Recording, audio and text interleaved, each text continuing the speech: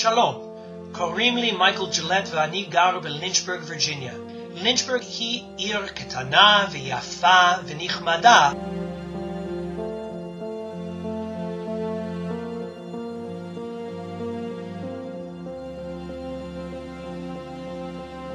We live in the foothills of the Blue Ridge Mountains, so my area actually is a bit hillier, very green, very luscious here in the mountains. So the Jewish community in Lynchburg is actually on the smaller side. I would say there are probably 50 families or so, maybe not even quite that many. We have the one small Reform synagogue and the Havarah, just about 10 families in it that my wife and I are involved with. Being Jewish in a small town like Lynchburg, where we don't have a very large Jewish presence, can be a challenge. If you want to get kosher food, you pretty much have to drive up to Washington, D.C. or up to the Maryland area. Trying to run a religious school for our children is difficult because we just don't have very many children in the area. So it can be a challenge to raise children and to instill in them a sense of their Jewish identity and a sense of their connection to the greater Jewish community. So I served for 12 years on Lynchburg City Council, and for 4 years I served as the city's mayor. I was the first Jewish mayor of Lynchburg, Virginia, and that's something that's very exciting. Back in 2017, the City Council in Charlottesville, Virginia wanted to remove some Confederate statues. That sparked a series of demonstrations of white supremacists who came from around the country, what I think could be termed a pogrom. Very, very scary demonstrations of white supremacism. There were people in the street carrying torches, chanting, "Jews will not replace us." You will not replace us! You will not replace us! A woman was killed on that day. It was a very, very difficult moment.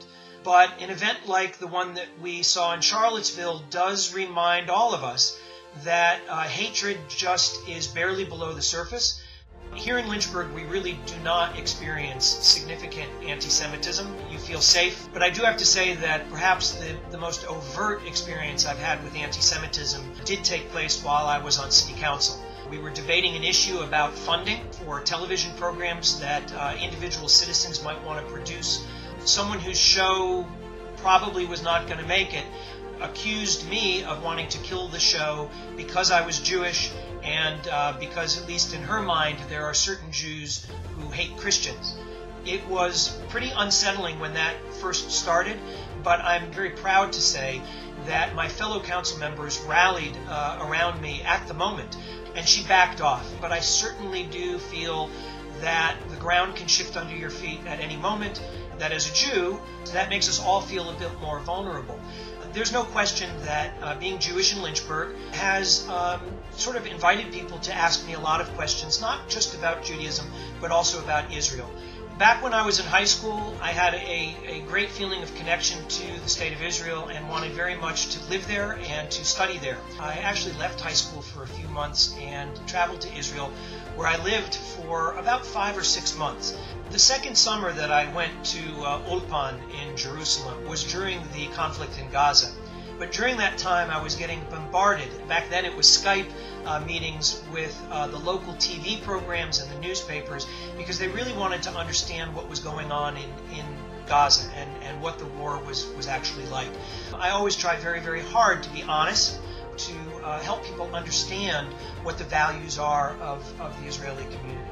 I led an interfaith trip with a pastor friend of mine, half Jews and half non-Jews, mostly Lutherans from his church here in Lynchburg.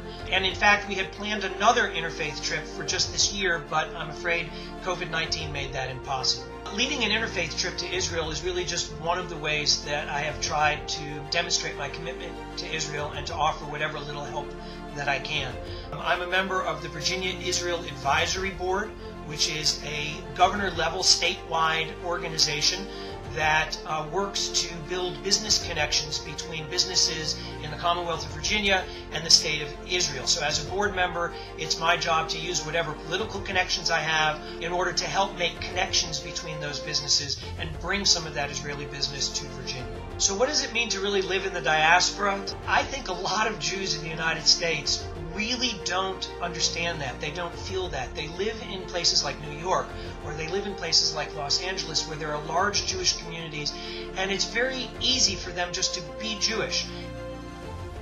It might very much feel like they're living in Israel, where the assumptions are Jewish assumptions everywhere you look.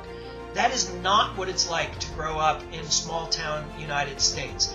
My family have true insight as to what it feels like to be a Jewish minority, not living in a place where you don't feel welcome, but definitely living in a place where you are not in control, and where the sense of your Jewishness is something that you need to work much harder to maintain.